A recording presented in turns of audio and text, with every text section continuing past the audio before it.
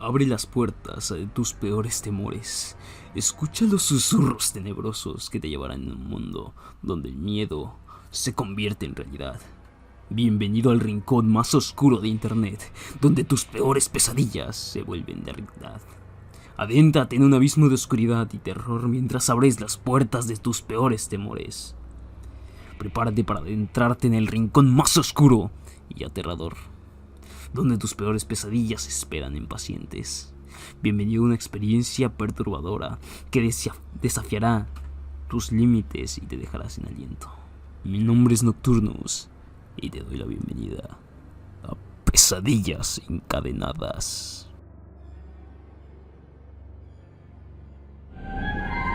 De Stephen King. El Coco.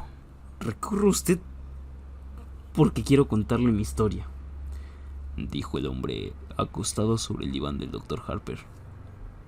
El hombre era Lester Billings, de Wilbury, Connecticut.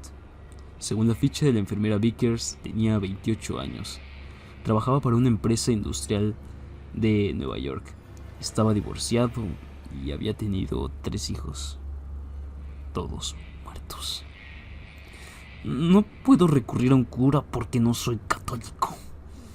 No puedo recurrir a un abogado porque no he hecho nada que lo deba consultar con él. Lo único que hice fue matar a mis hijos, de uno en uno. Los maté a todos. El Dr. Harper se puso en marcha el magnetófono. Billings estaba duro como una estaca sobre el diván, sin darle un ápice de sí. Sus pies sobresalían, rígidos por el extremo. Era la imagen de un hombre que se sometía a una humillación necesaria.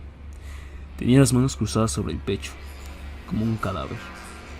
Sus facciones, que se mantenían escrupulosamente compuestas, miraba el cielo, simple, raso, blanco de paneles, como si por su superficie desfilaran escenas e imágenes. ¿Quiere decir que los mató realmente o...? ¡No! Un movimiento impaciente de la mano. Pero fui el responsable. Denny en 1967, Shiri en 1971 y Andy este año. Quiero contárselo. El Dr. Harper no dijo nada.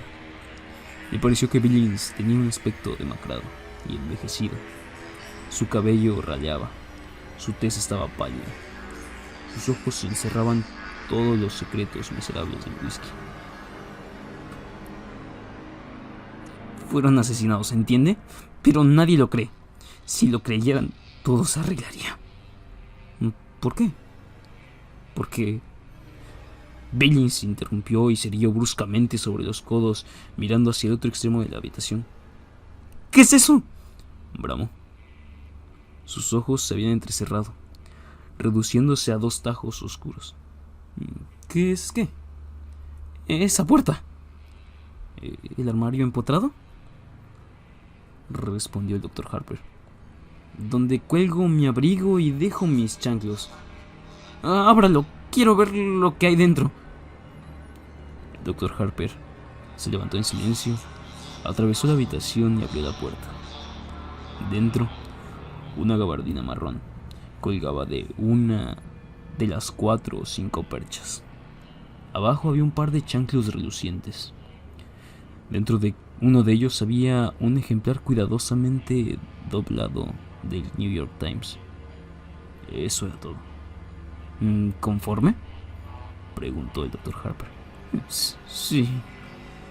Billings dejó de apoyarse sobre los codos y volvió a la posición anterior.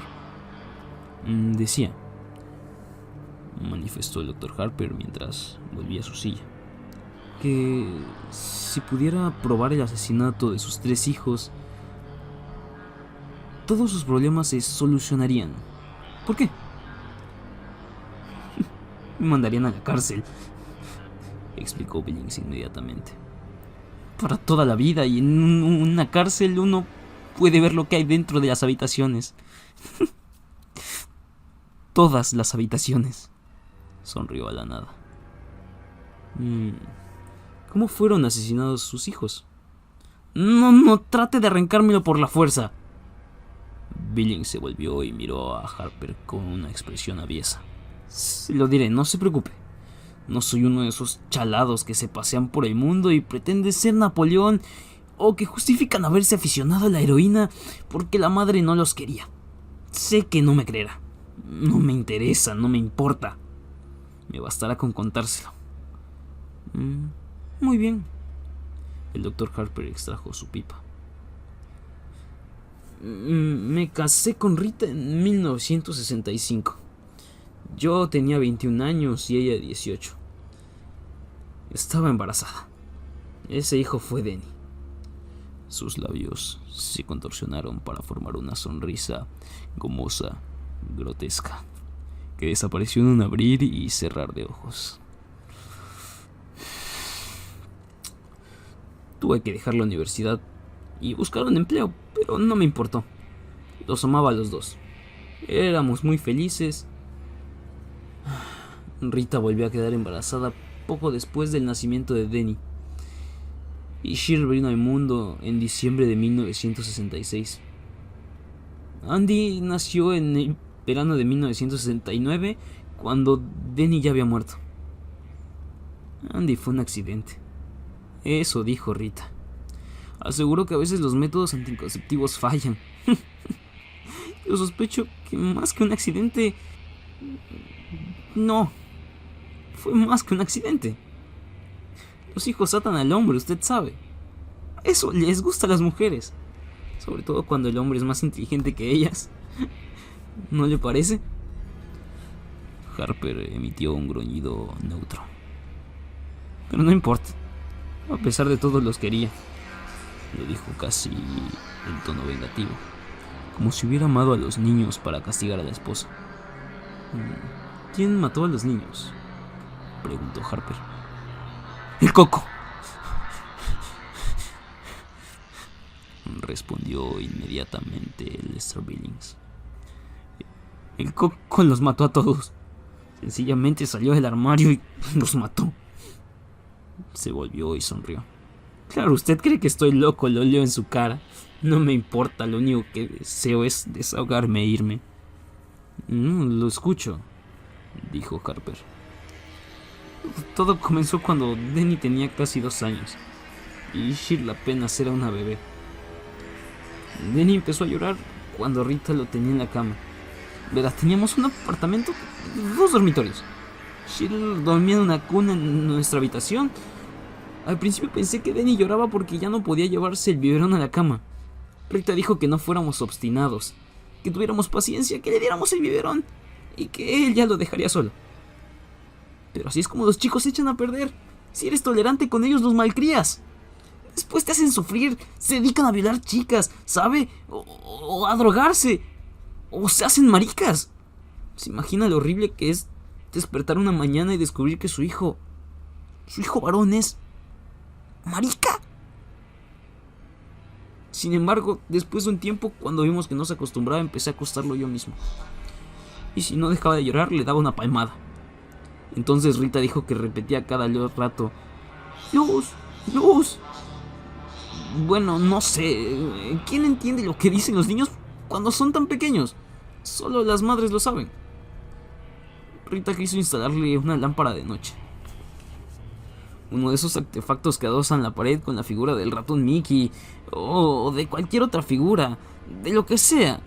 No se lo permití. Si un niño no le pierde el miedo a la oscuridad cuando es pequeño, nunca se acostumbra a ella. De todos modos, murió el verano siguiente al nacimiento de Cheryl. Esa noche lo metí en la cama. Empezó a llorar enseguida. Esta vez entendí lo que decía.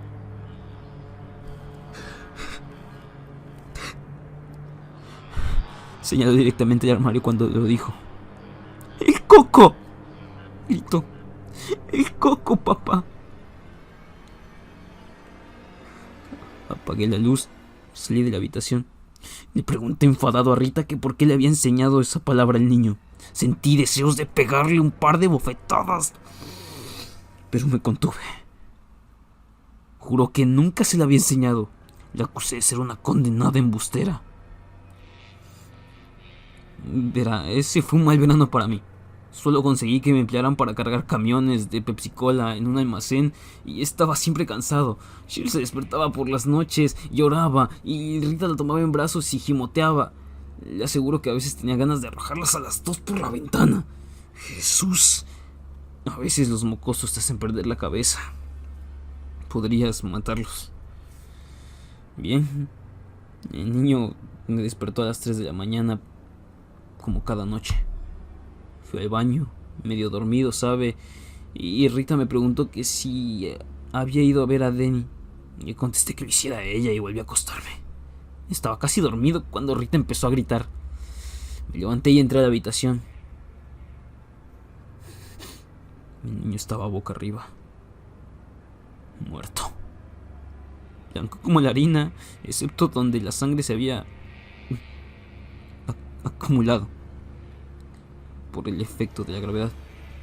La parte posterior de las piernas, la cabeza, las nalgas. Tenía los ojos abiertos. Eso era lo peor, ¿sabe?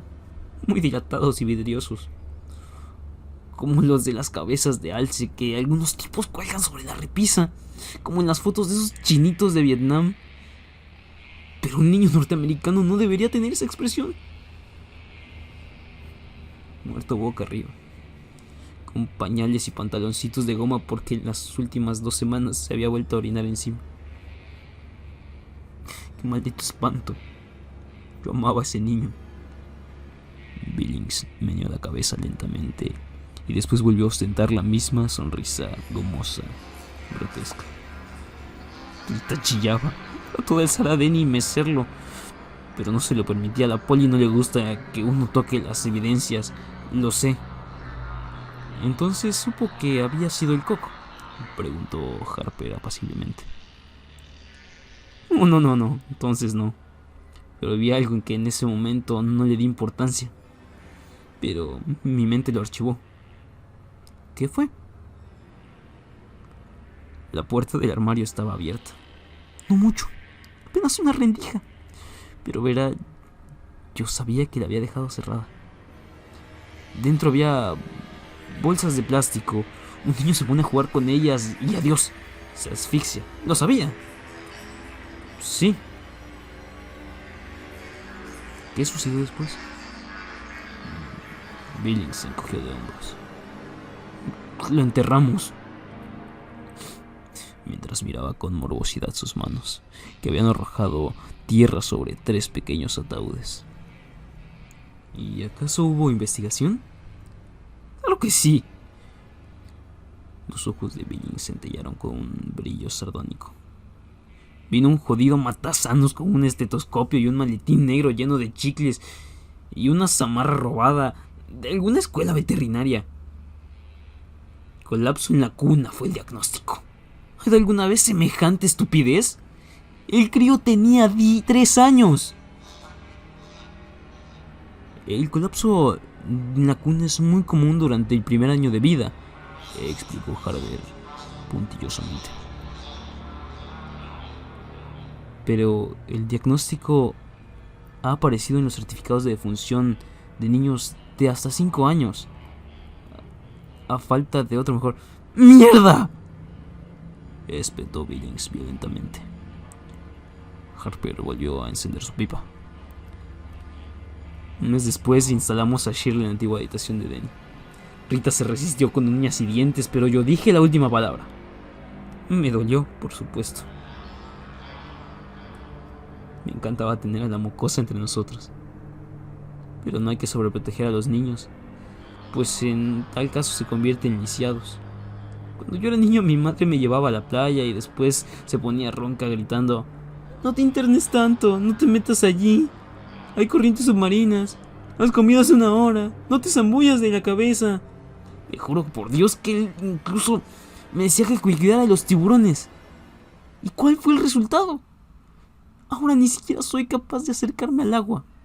Es verdad, si me arrimo a una playa me atacan los calambres. Cuando Denny vivía, Rita consiguió que lo llevase una vez con los niños de Saving Rock. Se me descompuso el estómago. No sé, ¿entiendes? No hay que sobreproteger a los niños y uno tampoco debe ser complaciente consigo mismo. La vida continúa. She pasó directamente de la cuna de Denny. Claro, arrojamos el colchón viejo a la basura. No quería que mi pequeña se llenara de microbios. Así transcurrió un año. Y una noche, cuando estoy metiendo a Shirley en su cuna, empieza a aullar y a chillar y a llorar. El Coco, papá. El Coco. Eso me sobresaltó.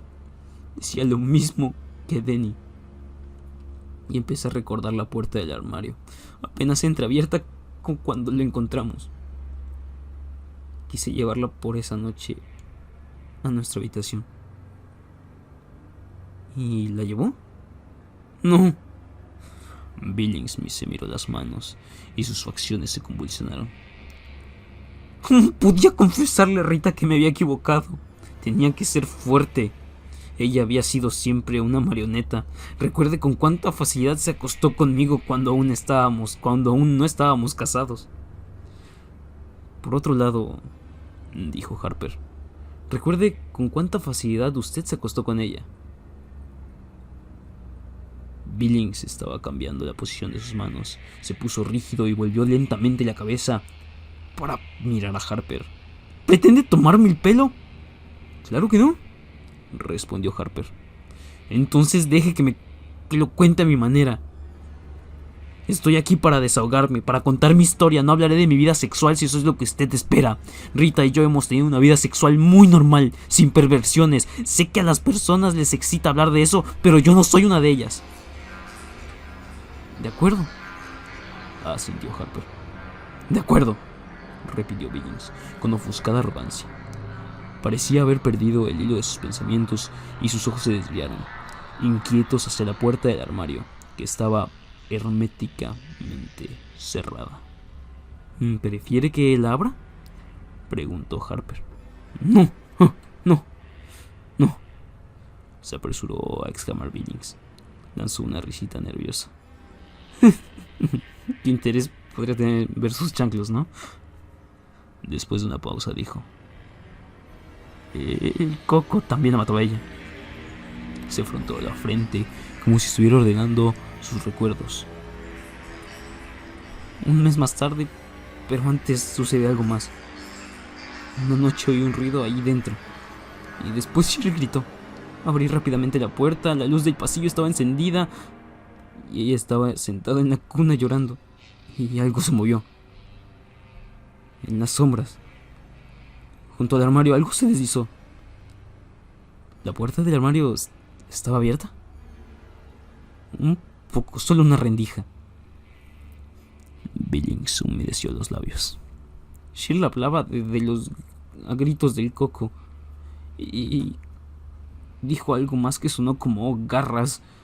Solamente que ella dijo galas, ¿sabe? A los niños les resulta difícil pronunciar la R.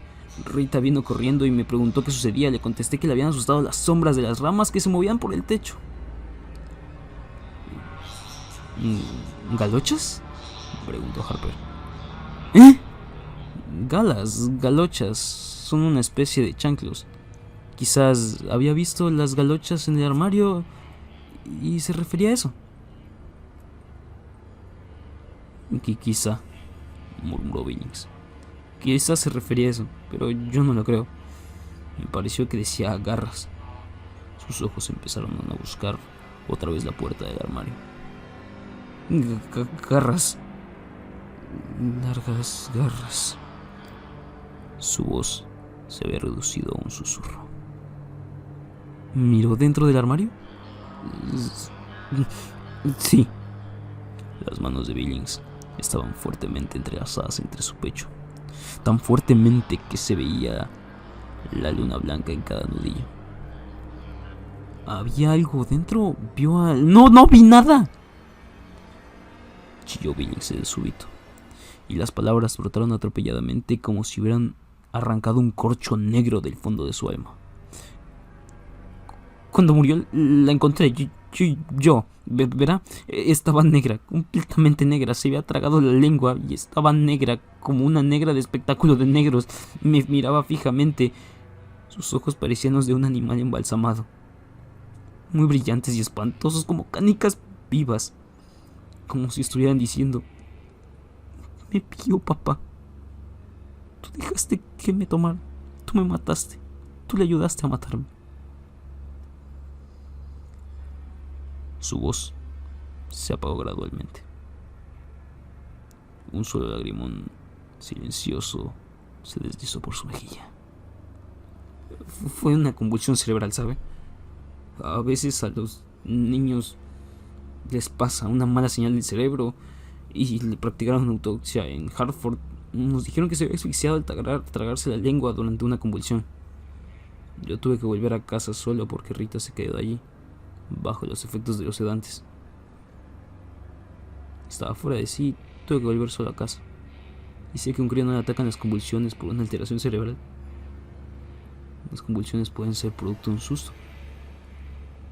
Yo tuve que volver a casa. ¿Dónde estaba eso? Dormía en el sofá, susurró, con la luz encendida. ¿Sucedió algo? Tuve un sueño. Estaba en una habitación oscura y había algo que yo no podía ver bien. Estaba en el armario. Hacía ruido, un ruido viscoso. Me recordaba a un cómic que había leído en mi infancia. Cuentos de la cripta. ¿Lo conoce? Hay un personaje llamado Graham Inglés, capaz de invocar a los monstruos más abominables del mundo y algunos otros mundos. De todos modos, este relato, una mujer ahogaba a su marido, ¿entiende? Le ataba unos bloques de cemento en los pies, lo arrojaba a una cantera inundada, pero él volvía. Estaba totalmente podrido y de color negro verdoso, y los peces le habían devorado un ojo. Tenía las algas enredadas en el pelo. Volvía y la mataba. Cuando me desperté en mitad de la noche pensé que la encontraría inclinándose sobre mí, con garras. Largas garras. El Dr. Harper consultó el reloj digital embutido en su mesa. Lester Billings estaba hablando desde hacía casi media hora. Cuando su esposa volvió a casa, ¿cuál fue su actitud respecto a usted? Una amaba. Seguía siendo una mujer sumisa, el deber de una esposa, ¿no le parece? La liberación femenina solo sirve para aumentar el número de chalados. Lo importante es que cada cual sepa ocupar su lugar, su sitio en la vida. Eso es. Billings hizo chasquear los dedos. Y la mujer debe seguir al marido. Durante los primeros 4 o 5 meses que siguieron la desgracia, estuvo bastante mustia. Arrastraba los pies por la casa. No cantaba, no veía la TV, no reía. Yo sabía que se sobrepondría. Cuando los niños son tan pequeños, uno no llega a encariñarse tanto. Después de un tiempo hay que mirar su foto para recordar cómo eran exactamente. Quería otro bebé. Le dije que una mala idea, no en forma definitiva, sino por un tiempo. Le dije que era hora de que nos conformáramos y empezáramos a disfrutar el uno del otro. Antes nunca habíamos tenido la oportunidad de hacerlo. Si queríamos ir al cine, teníamos que ir a buscar una niñera. No podíamos ir a la ciudad a ver un partido de fútbol si los padres de ella no aceptaban cuidar a los niños, porque mi madre no quería tener tratos con nosotros. Denny había nacido demasiado poco después de casarnos, ¿entiende? Mi madre dijo que Rita era una zorra, una vulgar. Así la llamaba siempre. Zorra. ¿Qué le parece? Una vez me hizo sentar y recitó la lista de enfermedades que podría pescarme si me acostaba con una prostituta. Me explicó que un día aparecía una llaguita en el pene, y al día siguiente se estaba pudriendo. Ni siquiera aceptó venir a la boda. Billings tamborilló los dedos sobre su pecho. El ginecólogo de Rita le vendió un chisme llamado DIU, dispositivo intrauterino. Absolutamente seguro, dijo el médico. Bastaba insertarlo en el aparato femenino. Y listo. Si hay algo allí, el vudú no se fecunda, ni siquiera se nota. Dirigió la mirada al techo y sonrió con lúgubre dulzura. Ni siquiera sabes que está allí. Y el año siguiente volvió a quedar embarazada. Vaya seguridad absoluta. Ningún método anticonceptivo es perfecto, explicó Harper. La píldora solo lo es el 98% de los casos. El DIU puede ser expulsado por contracciones musculares, por un fuerte flujo menstrual y en casos excepcionales durante la evacuación. Sí, o la mujer se lo puede quitar. Es posible. ¿Y entonces qué? Empieza a tejer prendas de bebé, canta bajo la ducha, come encurtidos como una loca.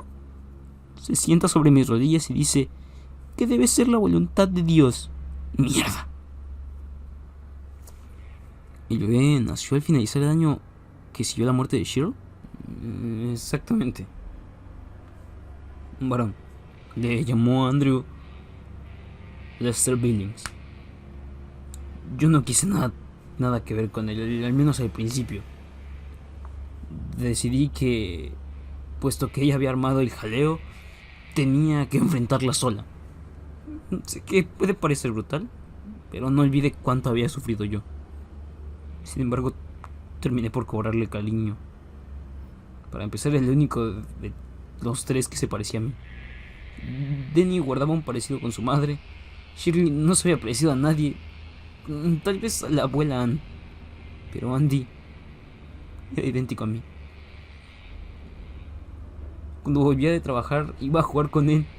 Me cogía solo el dedo, sonreía, corgoteaba. A las 9 semanas ya sonreía como su papá. Creo que esto estoy contando. Una noche salgo de la tienda con un móvil para colgar sobre la cuna del crío. Yo siempre he pensado que los niños no valoran los regalos hasta que tienen edad suficiente para dar las gracias. Pero ahí estaba yo comprándole un chisme ridículo y de pronto me di cuenta que lo quería más que a nadie.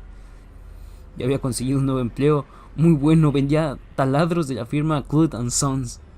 Había prosperado mucho y cuando Andy cumplió un año nos mudamos a Weatherbury. La vieja casa tenía demasiados malos recuerdos.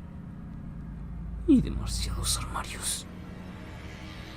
El siguiente año fue mejor para nosotros. Daría todos los dedos de la mano derecha para poder vivirlo de nuevo.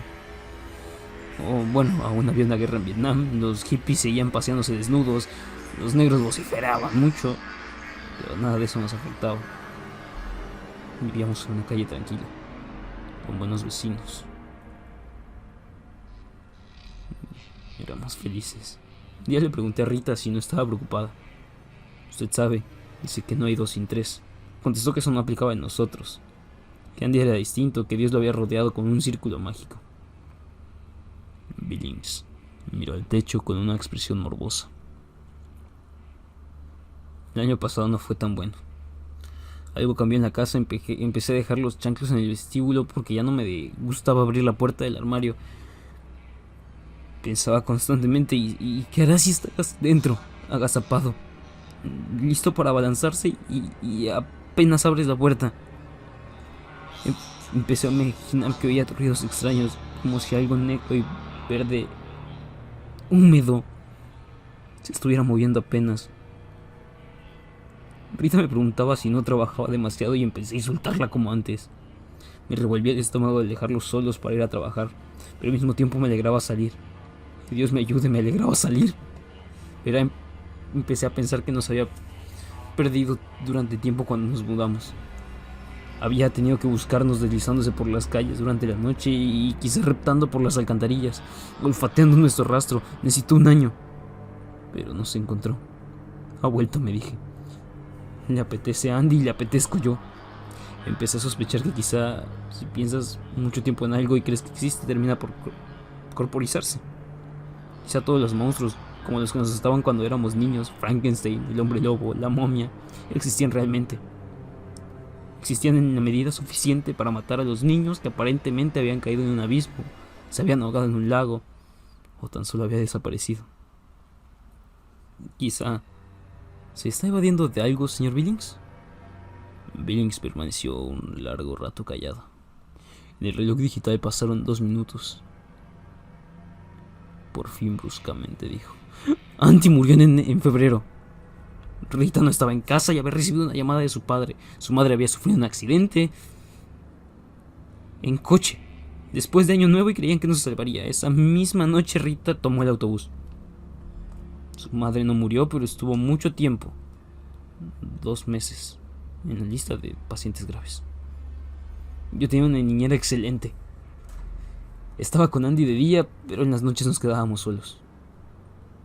Las puertas de los armarios porfiaban en abrirse. El niño dormía en la misma habitación que yo. Es curioso. Además, cuando cumplió 2 años, Rita me preguntó si quería instalarlo en otro dormitorio. Spock u otro de esos charlatanes sostiene que es malo que los niños duerman con los padres, ¿entiende? Se le supone que eso de los traumas sexuales o algo parecido.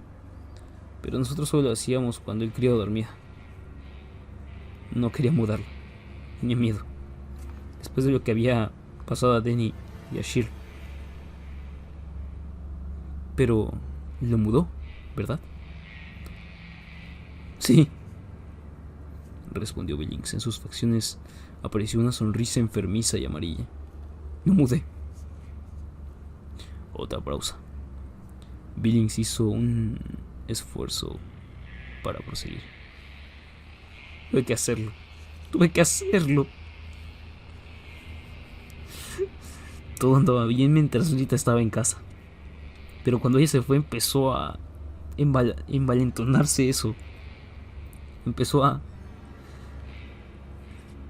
Giró los ojos hacia Harper y mostró los dientes con una sonrisa feroz. Oh, no me creerás, sé qué es lo que piensa. No soy más que otro loco de su fichero, lo sé.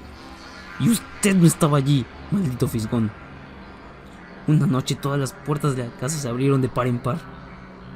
Una mañana al levantarme encontré un rastro de cieno e inmundicia en el vestíbulo, entre el armario de los abrigos y la puerta principal.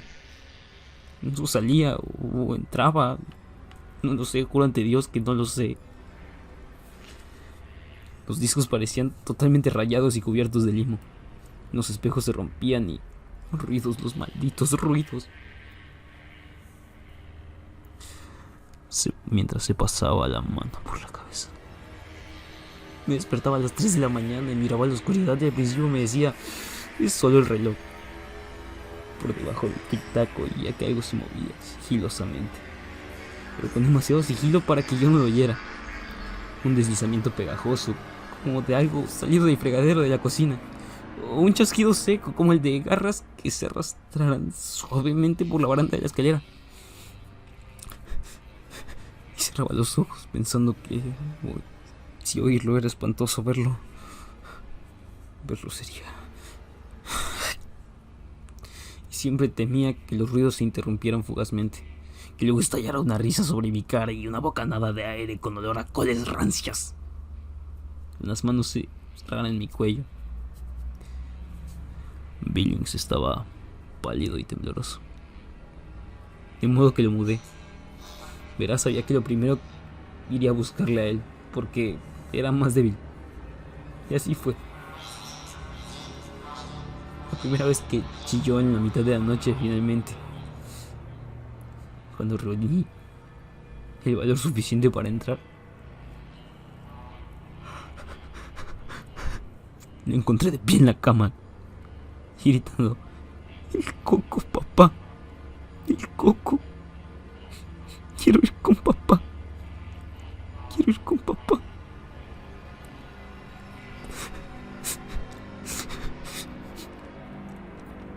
La voz de Billings sonaba tiplada, como la de un niño. Sus ojos parecían llenar toda su cara, casi la impresión de haberse encogido en el diván. Pero no pude. Y una hora más tarde oí un alarido sobrecogedor. Me di cuenta que él lo amaba mucho, porque entré corriendo sin siquiera encender la luz. Corrí. Oh, Jesús, María y José, le había tapado. Lo sacudía como un perro sacude a su trapo y vi algo con unos repulsivos hombros encorvados y una cabeza de espantapájaros. Sentí un olor parecido al que despidió un ratón muerto en una botella de gaseosa y oí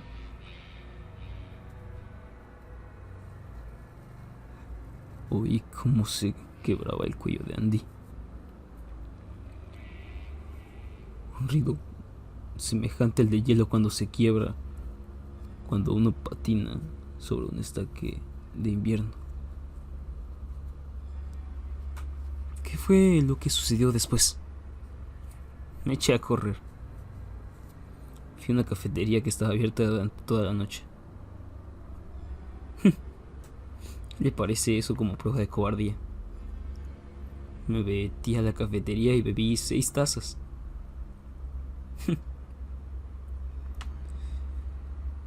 Después volví a casa. Ya amanecía. Llamé a la policía antes de subir al primer piso. Estaba tumbado en el suelo mirándome, acusándome. Había perdido un poco de sangre por una oreja, pero solo una rendija. Harper miraba el reloj digital. Habían pasado 50 minutos. Pídele una hora a la enfermera. ¿Los martes y jueves? Solo he venido a contarle mi historia, para desahogarme. Le mentí a la policía, ¿sabe? Dije que probablemente el niño había tratado de bajar de la cuna por la noche y se lo tragaron. Claro que sí. Eso era lo que parecía, un accidente como los otros. Pero Rita comprendió la verdad. Rita finalmente comprendió.